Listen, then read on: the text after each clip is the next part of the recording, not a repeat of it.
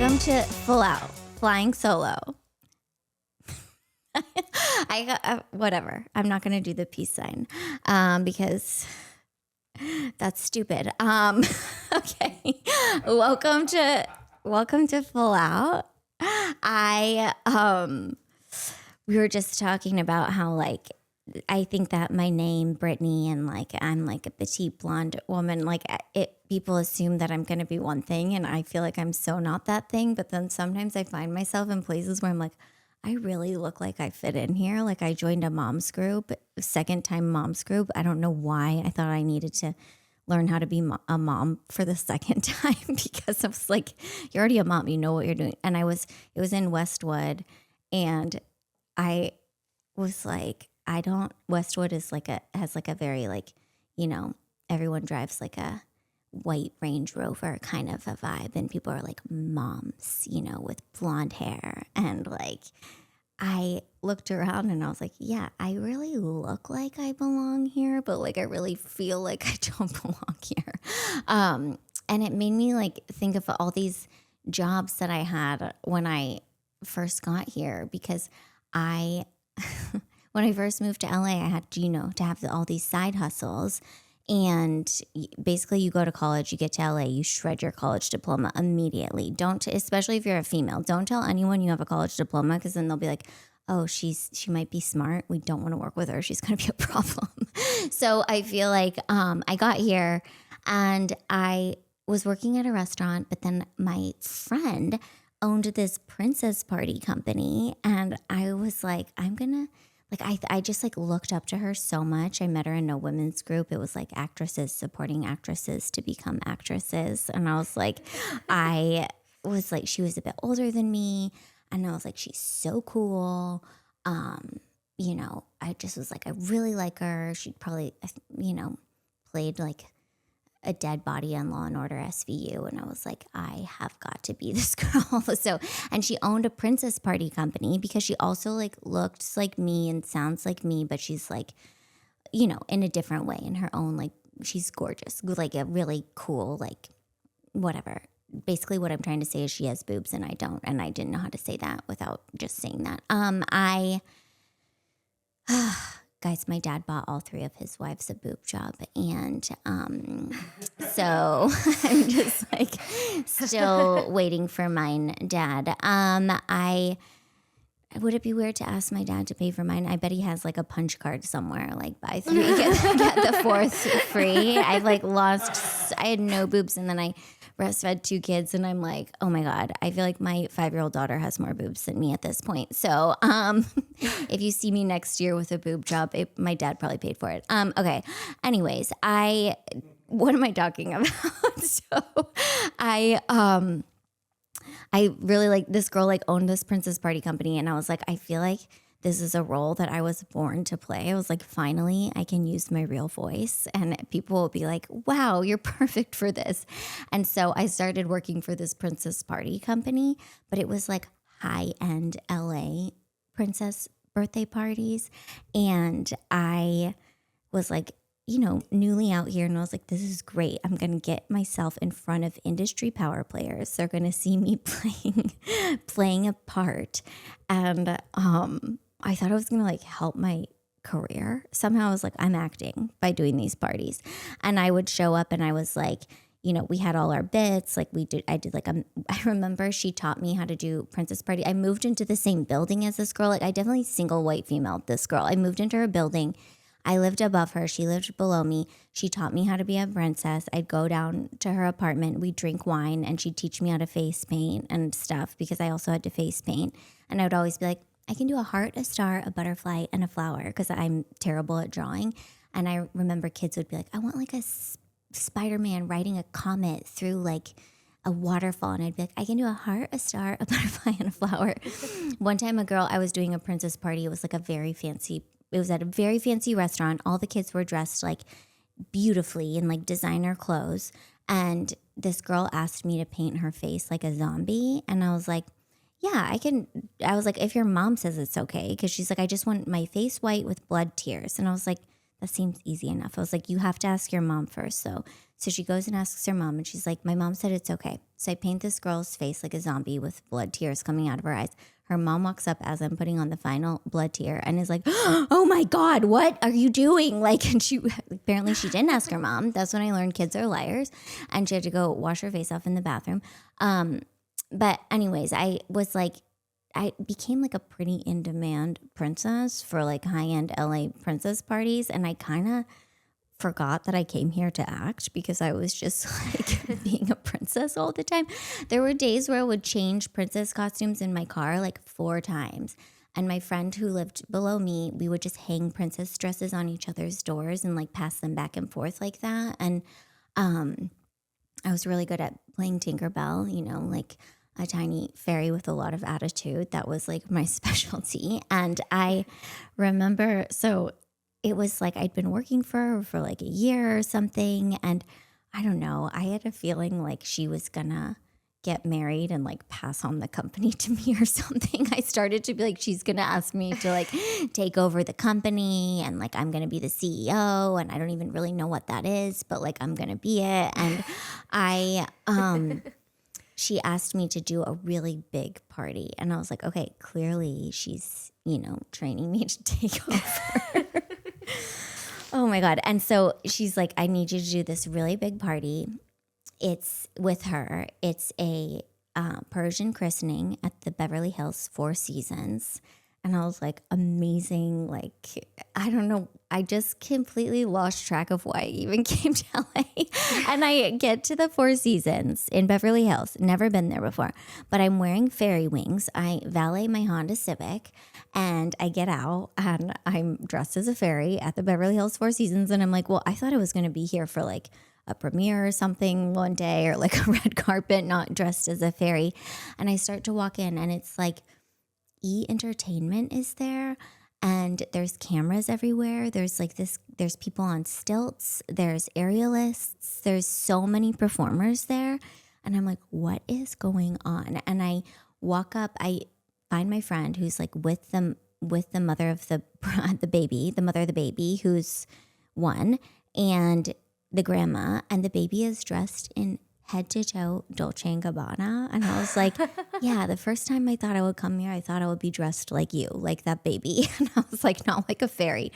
And the mom and the grandma are like discussing, because I'm told I'm going to have to present this baby to a ballroom full of 500 of her closest family and friends. And I was like, this baby has way more of a social life than I do. She's way better dressed than me. And in a wheelbarrow covered in roses. So like, we want you to like wheel her out, walk her around the room dressed as a fairy.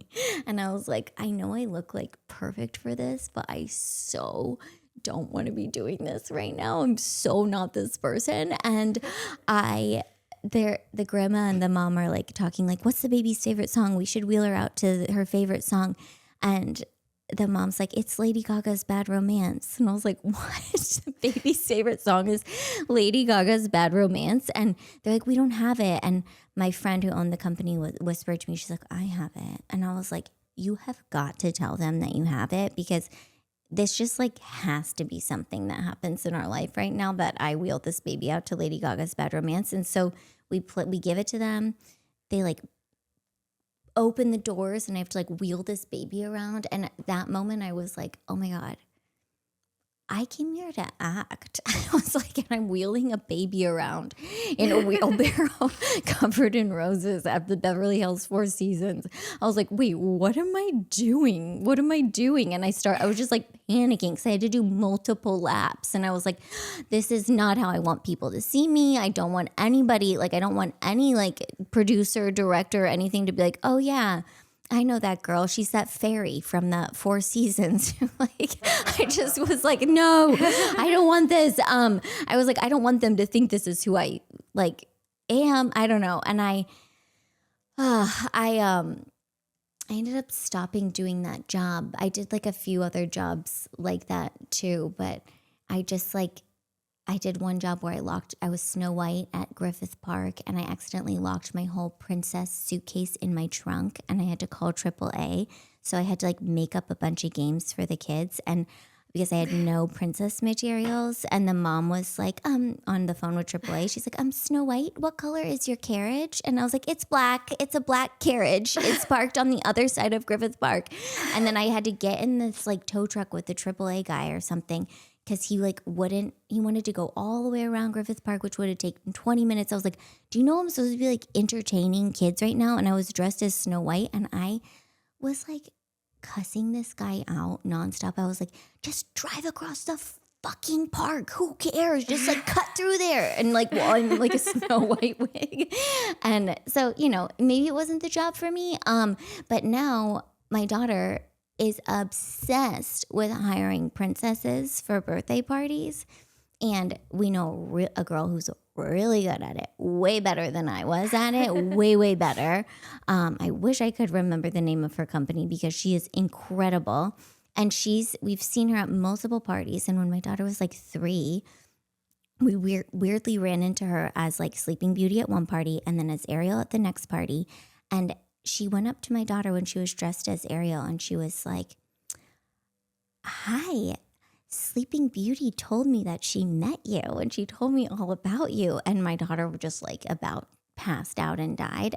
But I go to all these kids' parties now, and I see other princesses who are not the one that I like to hire. And I'm just like, I feel you, girl. I feel so bad for you right now. I feel so bad for you. I'm like, you're doing it. You're doing a great job. You're doing a great job with that face paint and that magic trick. And I used to get a lot of phone numbers from weird uncles on like Spider-Man napkins or things like that handed to me as I left the party. And I was like, you don't have to go on a date with any of those uncles. You're going to be fine. You're going to find somebody. So like, I don't know. I just feel like, I really went for it and I lost myself in it. And now I'm back. All right. We have some full out stories from some of our listeners who sent in full out stories. I'm so excited to read them. Thanks for sending stories, guys. This is so fun. Okay. Taylor says, hello. So this is a throwback full out story. Hope that's okay. Yeah, that's totally fun. What if I was like, nope, next. Okay. In 5th grade, we were assigned reports on world leaders, like a written report and presentation talking with note cards. And I was assigned Queen Liliuokalani. I did my report in full costume in front of a 10-foot volcano, a 10-foot volcano that I built that erupted with dry ice. I made the class and teacher go outside for my presentation, and I still go full out like this every day. Oh my gosh, that is next level. I wish I was friends with this person when they were a kid because I feel like we really would have bonded. This is a 10-foot volcano. Like, I mean, how do you even know how to do that when you're in what grade? 5th grade. I love this. Also, how do you transport a 10-foot volcano to school? I don't know if I said this on here, but I used to do all of my book reports were assigned to me as book reports. So you'd stand up and read in front of the class. And I was like, okay, mine is going to be different. Mine is going to, I did one book report as if I was a radio DJ. And I remember I played Ace of Base because I had the Ace of Base tape. And so I played I Saw the Sign. So I was like, that was I Saw the Sign by Ace of Base. And now to talk about, I don't know what book it even was, like that I would just like do my book report in weird ways. And then I did one as like I made a video and I directed it, starred in it, and edited it on a VCR with my stepdad because that's how we used to have to edit things on the VCR. And everybody else was just reading a book report. I once dressed up as Mary Lou Retton because I was doing a book report on this gymnast, Mary Lou Retton, who I loved.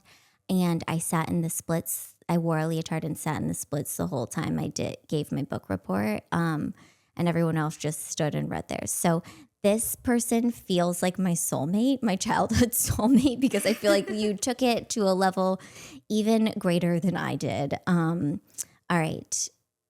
Hi, Full Out team. Quick Full Out write-in. But I was grandfathered in at the original New York Pilates membership price and could go unlimited. So I went every morning before work and did 2-a-days on a Saturday and Sunday. I mean, who could waste that? I mean, I get it. If you get a deal, you got to use it to the max. But 2-a-days. 2-a-days at Pilates. That's so boring. Pilates, I find Pilates so boring. I need something like an extreme kind of workout because I was a cheerleader for so long, but I always go in and I'm like, I want like an intense workout that's not going to build any muscle. And they're like, what are you doing here? Like, I don't know. I just don't want to have muscles. I feel like I can get muscles. I'm little, but I think I can, being a gymnast and stuff, my body like knows how to do it quickly. So I can, whatever. Maybe not relatable at all, except to a couple gymnasts out there. Okay. So we have a cheerleader who wrote in. Here we go. Hello. So last year I wanted my whole cheer squad to be disco balls for theme night and they didn't want to do it. So they danced around me and I made myself a big real disco ball. I mean, guys, why didn't you want to be a disco ball? That's the best theme to be. I feel like I was kind of like that too, where it's like I couldn't get people on board with my crazy ideas. And I was so annoyed always that I was like, why is nobody doing my thing? I remember my sister's a year younger than me and we used to have to spend the whole summer with our dad. Our parents got divorced and we were living, this is a bit of a backstory, but we were living in Venezuela. My parents got divorced. I moved back to Texas with my mom and my little sister, and my dad stayed in Venezuela. When my parents told us we were getting divorced, this is a tangent, but when my parents told us they were getting a divorce and we were moving, I think I was 6 and I was crying. My dad was crying. My mom was crying. And my sister thought she should be crying too. So she started fake crying and she was like, oh, like, and then she'd be like, but am I going to get to go to the same school as Brittany? And my mom would be like, yeah. And she's like, so anyways, it made all of us start laughing during the divorce conversation. But we would have to go to Venezuela for the whole summer and be with my dad. And I was such an intense gymnast and we couldn't do gymnastics in Venezuela. And I was so worried about the fact that we were going to lose all of our skills. So I made up this intense schedule for my sister and I was like, we have to sit in each split for 30 minutes. And my mom had also bought me like a CD before I left. I got Spice Girls. It was my first CD. And I think my sister got Celine Dion. And I was like, and we're going to learn all the lyrics to these songs while we sit in the splits. And she never wanted to do my plan. And it kind of ruined my life. I was so annoyed with her because I was like, this is a great plan. Just like get on board. Just like that disco thing. I think that was a great plan. So I'm glad you did it anyways because they're missing out. All right. Thanks, guys. Make sure you send us your full out stories. You can DM us. You can send us a voice memo. You can DM us a voice memo. You can use email. You can use all the methods that you can send things. You can send us something to thoughts@fulloutpod.com. That's an email. You can DM us on our Instagram. But we want to hear your stories. We want to hear how crazy you are. I think it's good for us to all hear how crazy everybody else is so we feel better about ourselves. All right. Thanks, guys. Bye. I did it again. I did the peace sign again. Oh, my God.